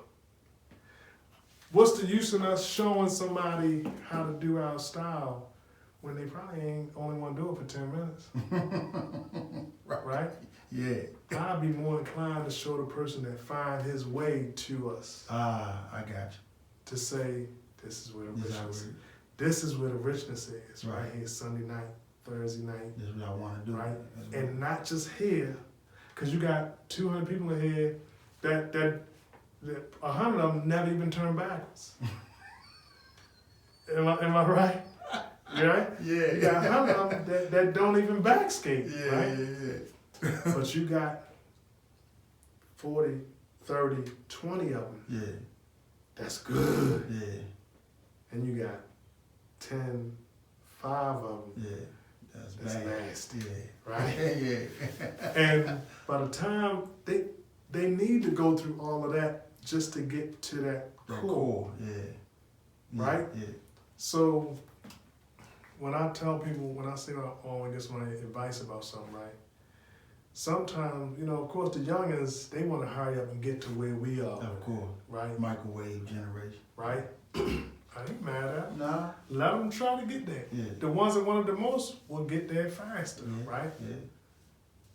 I think one of our biggest mistakes was we had levels to this at one time. Mm-hmm. In order for you to skate Thursday night on Crystals and skate Sunday night on Crystals, first of all, you had to become good first. Right. You can't come on Sunday night or Thursday night And try to be good. You And had not to, be good. You had to become good at another Right. rate. at And another then rate. come, yeah. And Clinton and all of that. Right. Come, yeah. you had to level up first, Right. right? When we started doing events, excuse me, and the numbers for skating had already started to drop. Mm-hmm. Like most places, we started trying to get everybody, come on, we don't care, just come. Just come. As opposed to, you know, if you to go to Crystals on Thursday night back in the late 90s, you had to be nice. Yeah. If you wasn't nice, you couldn't even get on the floor. Yeah, stay. Right? Till. So you was afraid to even come on Right. Thursday, Sunday. A lot of that changed, you know. So now you got different opinions about the styles and about what's right and what's wrong, and Right. Well, I think social media helped provoke the whole, yeah, you know what I'm saying, Snap City. absolutely. You know, we're gonna call it Snap City because it's been coined at, you know, the time that you did it. But from the time, you know, the early 2000s and things of that nature, our style wasn't like recognized because we didn't have, like you said, the social media like that. Like you said, Right. Paul Antonio was dropping his videos in 2005, and a lot of us, I know I wasn't even YouTube or no MySpace or Right. none of that. Right. You know what I'm saying? But now we can credit a lot of what this DMV, you know what I'm saying, culture is through social media. So a lot of even this right here is gonna be seen. So a lot of people kind of like embracing us now because the same thing that we did within our community, right?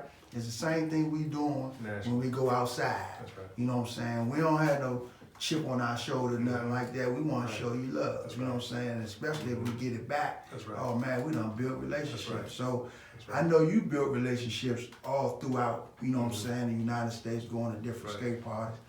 And I have as well, you know what I'm saying? Some people that I can call in Indiana, people I can call in Detroit, people I can call down North Carolina, I can call down Atlanta, I can inbox somebody in California, I can, you know, Kentucky, Texas, you know what I'm saying? It's just, you know, it's all love. And you know, when we hit a lot of these different cities, we ain't just out there saying, yo, love us. Yeah, We talking about some of our favorites at home. So Yeah. by the time you hit cities, yeah, people already had knew you, right. I didn't know. right? By the time you hit Indiana, Detroit, you Yeah. had cats calling you already, and the Yeah. cats want you.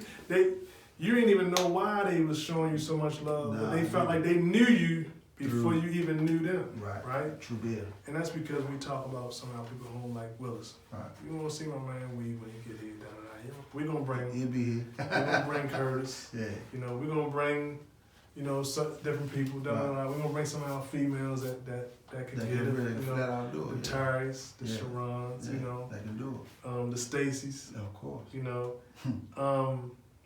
We would talk about y'all when we be out there. So by the time a couple years later go by and y'all hitting some of the other national parties, shoot, people already knew you. Right.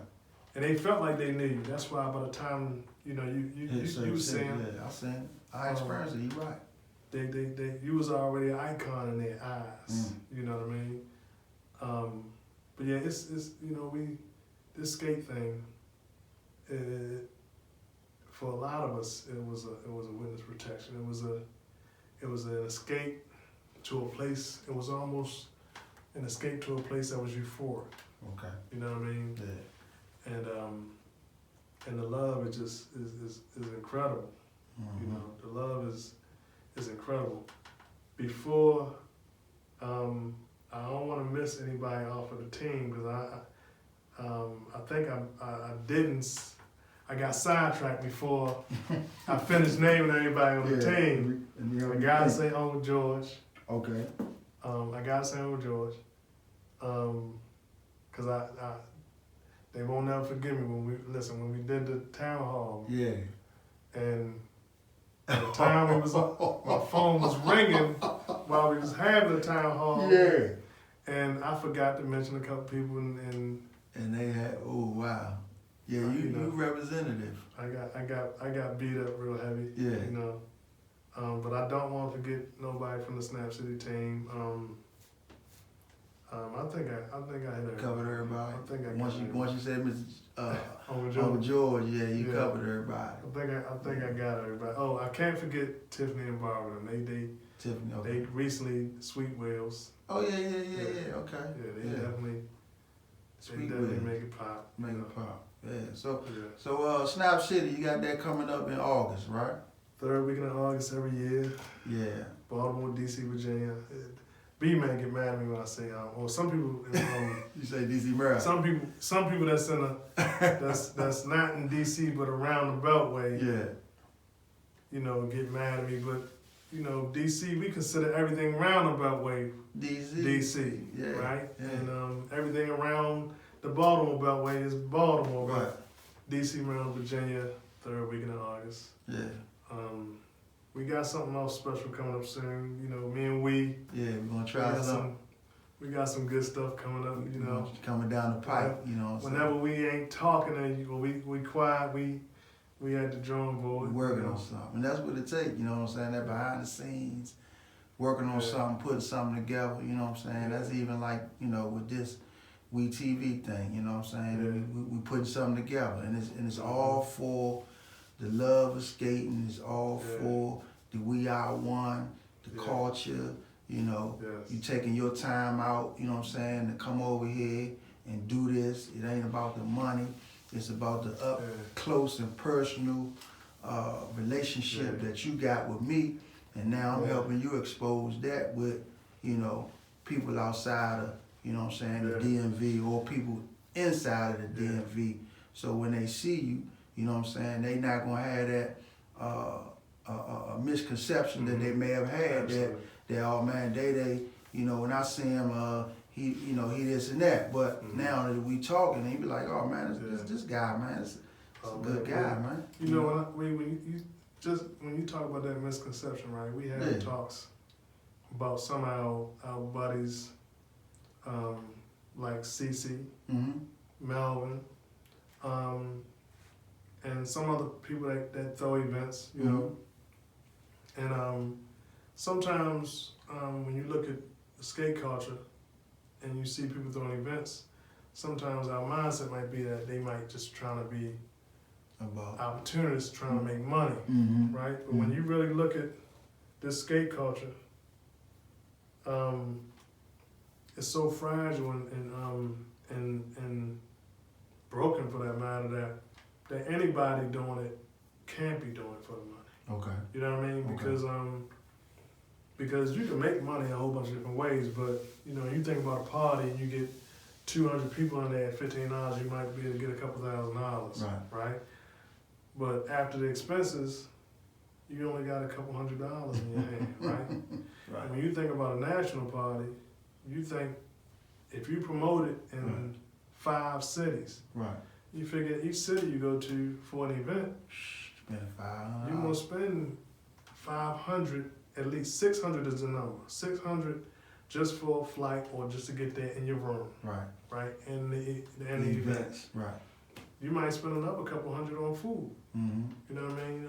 Or other things, right?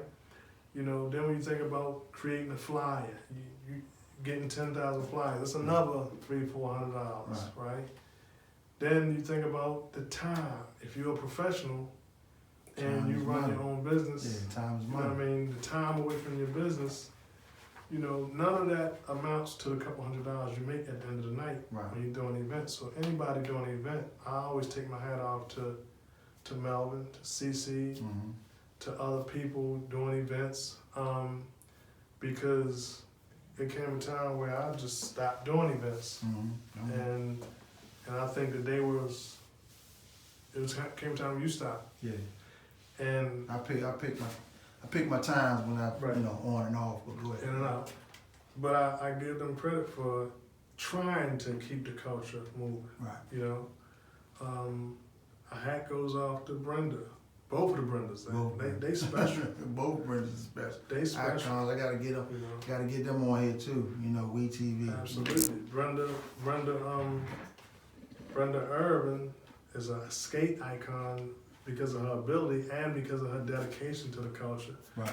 Brenda from DC is an icon. She's always been committed to making sure that the culture still lived, and she took care of us in the ranks. All my hat goes off to them. Anytime they call me, if they need anything, the answer's always going to be yeah. Brenda from DC called me. We doing the cookout. Can you donate? Absolutely. Right. If there's something you want me to do, she called me when we first started Snap City and said, well, we want you to do part of it down here. I said, we want to do part of it down here. Right. Because we want part of it, we want it to be in DC and Maryland. Right. And if we could do Virginia, we would do Virginia. Right, I got you. Right? And she made it possible for us to do crystals every year up until the ordinance happened in PG County, like you can't go past 1. 1 o'clock a.m. Right? Brenda from Baltimore, she's just always been, both of them, they always have been selfless, you know, when it came to, you know, pouring into the community. Right. And them two alone, man, we could do an hour on them. Yeah, we're going to do an hour on them. You're right, they are definitely a pillar, icons of the community. Absolutely. Both Brendas, and this what We TV gonna be about, man. You know what I'm saying? We TV, we gonna touch on everybody that's a part of this culture that has a story, background, you know, something to give. You know what I'm saying, to the younger generation or the older generation or anybody that's you know what I'm saying, that's a part of this that can see and be able to, like, you know, it's almost like it's surreal right now. You know what I'm saying? Like, people really gonna be able to like reach out and touch Day Day, because man, I heard everything he said. They gonna take it to heart. You know what I'm saying? And I can't. I know you closing up, but I can't end it without at least giving props to you for what you do. All right, appreciate it. And it's, I really can't even thank you enough for your commitment and your role in the skate community. Right.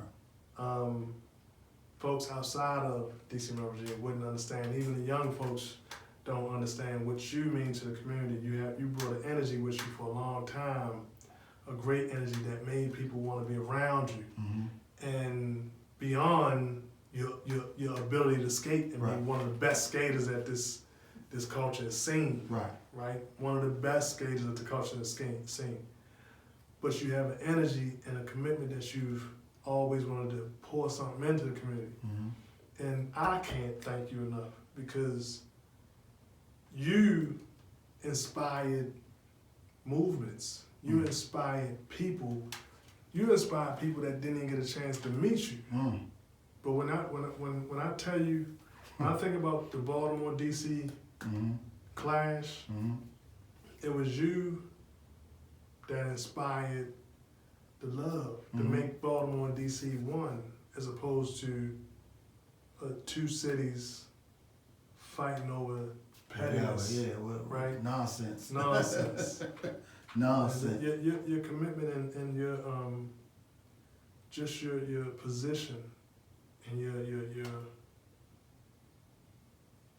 what you contributed, your contributions to the culture is just unmeasurable.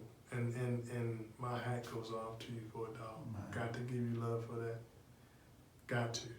Thank you for having me here today on We TV. Yeah, thank you for being here, man. And on that note, man, until we see Day Day one more again, you know, this is We TV. We in the building. We out. We out. 100. We out one. We out one. Say less.